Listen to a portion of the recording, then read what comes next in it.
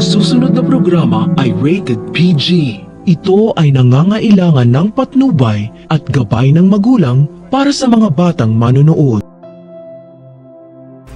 Hindi na kayang itago pa ni Doc Lyndon ang kanyang tunay na nararamdaman para kay Annalyn matapos niya itong regaluhan ng mamahaling kwentas na hugis puso. Ang hindi alam ni Annalyn, ito ang paraan ni Doc Lyndon para ipabatid sa kanya na espesyal sa kanyang puso dahil tuluyan nang nahulog si Doc Lyndon kay Annalyn. Kaya nang sabihin ng mga kaibigan ni Annalyn kung kailan siya lilipat ng Apex. Dahil tatay niya ang may-ari nito, tumutol kaagad si Doc Lyndon dahil ayaw niya lumipat si Annalyn. Pero ang hindi alam ng lahat, may isa pa palang dahilan si Doc Lyndon kaya ayaw niyang lumipat si Annalyn sa Apex dahil may natuklasan pala siyang pinakatago-tagong sikreto. Sapagkat natuklasan ni Doc Lyndon ang totoong dahilan kung bakit gusto ng may-ari ng Eastridge na ipirata si Annalyn dahil siya pala ang magiging tagapagmana ng ospital.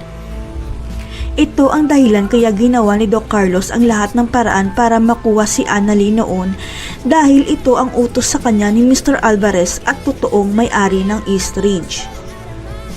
Dahil ang totoong may-ari pala ng Eastridge ay walang iba kundi ang tunay na ina ni Lynette at tunay na lola ni Annalyn at alam ni Doc Carlos ang sikretong ito.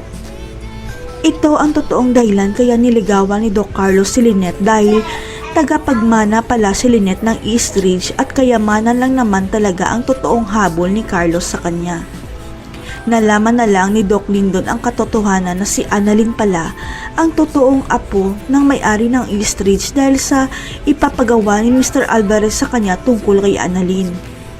Ang utos kasi ng may-ari ng Eastridge na gawin lahat ng paraan ni Mr. Alvarez para huwag lumipat si Annalyn sa Apex matapos na maibalik kay Doc RJ ang ospital niya. Kaya si Doc Lyndon ang inutusan ni Mr. Alvarez na kumbinsihin si Annalyn sakaling magdesisyon ito na lumipat sa ospital ng tatay niya dahil hindi papayag ang lola niya. Sapagkat si Lynette at Annalyn na lang ang nag-iisang tagapagmana ng may-ari ng Eastridge at ipapamana niya ito sa mag-ina sa oras na mawala siya katulad kay Lolo Pepe. Hindi magtatagal makikilala na ni Annalyn ang tunay niyang lola na may-ari pala ng Eastridge at malalaman nila ng nanay niya na hindi pala totoong namatay ang nanay ni Lynette. Kaya mukhang si Justin ang mamamahala ng Apex at si Annalyn naman ang mamamahala ng Eastridge dahil siya lang ang tunay at nag-iisang apo ng may-ari ng ospital. Hindi na kaya lilipat si Annalyn sa Apex dahil siya ang magmamana ng Eastridge. Makikilala na kaya ni Lynette ang tunay niyang ina, ang may-ari ng Eastridge. Abangan.